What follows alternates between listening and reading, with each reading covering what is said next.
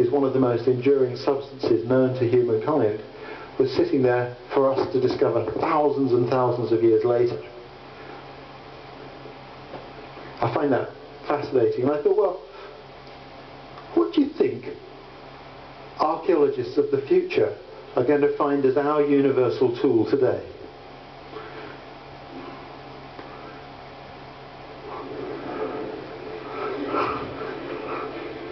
It's interesting, isn't it? And what do you think they will think of us and our society and how we live? Because sure as eggs are eggs, we will be judged by our descendants. People have looked at the statues on the Easter Island and tried to figure out what happened to the people. People in the future will stare back at the tools we leave behind and the planet we leave behind and judge us. I'm a tracker, you see. Wherever you go, I leave footprints, just as you do. And I know that others will come along in the future and read those tracks. It's important that we leave tracks we're proud of. Earlier today I was looking at tracks in the museum here in the university building, 200 million years old. Now we're going to leave a lot of footprints behind. One of the things that's interesting, of course, is that we now know that the planet is warming up. People still debate the cause, but it's warming up. What effect could that have on us? And one of the things that's been hypothesized is that icebergs breaking off from the north will move south and eventually force the Gulf Stream, the warm currents that prevent us becoming a sub-Arctic island, will be forced down, and the Gulf Stream will turn off, enabling cold weather to envelop us. And I wondered what Liverpool might look like in such a future, perhaps 2050. There we go. There's a Liverpudlian encampment in 2050. It's minus 50. Shopping on Hope Street. What do you think? People, climatologists, they put these ideas forward. They say that these changes can happen very readily. I don't know whether they're true or not, but I find that quite interesting. I'm sure we wouldn't be this fortunate. I don't think that if this change happened, the trees would adjust fast enough to give us the tools that we need. But let's move on 50 years. Is this the scene across the docks? Because that's what they're talking about. It's very easy to discuss, but I've been to places like this. I know what it's actually like. That's what people are talking about. Can you imagine the upheaval to our geopolitical boundaries as we struggle to move southward? Fascinating.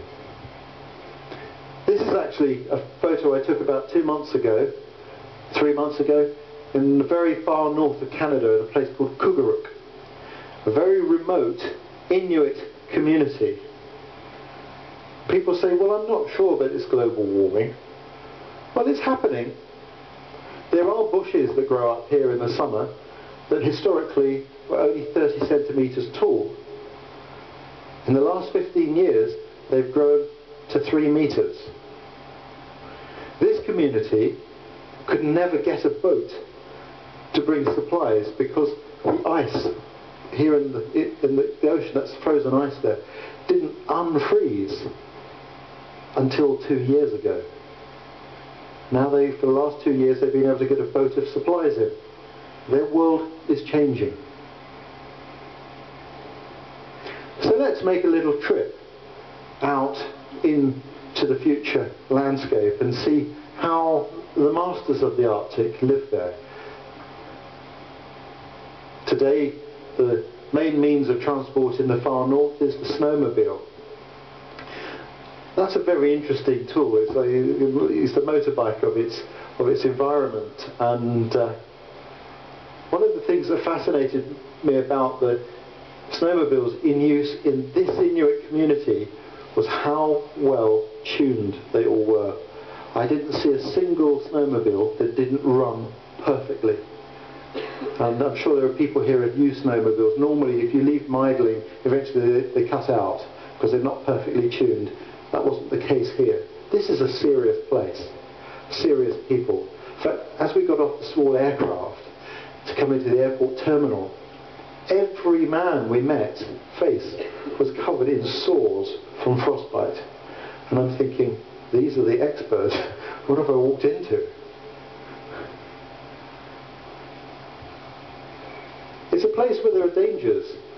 One day in town there are children playing. The next day these tracks, the animal that left them, comes into town. A polar bear. A polar bear isn't like a black bear or a grizzly bear, which people have irrational fears about. The polar bear is a predator that looks at a human as food. And these people live cheek by jowl with the polar bear. But they don't have any irrational fear or hatred of this animal. Far from it, they respect it as a fellow hunter of the north. I find that very interesting. Many of the peoples that I've worked with have great teachers, they're great philosophers.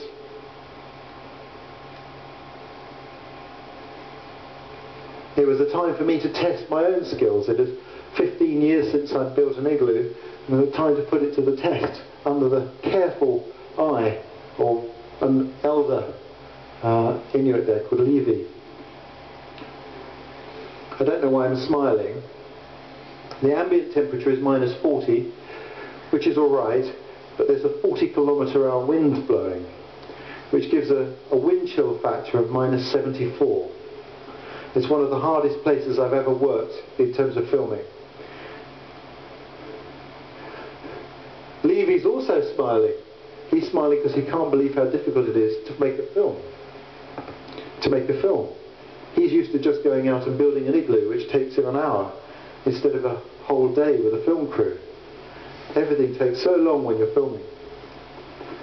Lovely old man. I don't know whether you've ever seen an igloo built. You've probably seen it done on television, but excuse me a second while I just adjust. You've probably seen it done on television, but it defies belief. The gravity, the way you slot the blocks together, and how they start off vertical, and the last blocks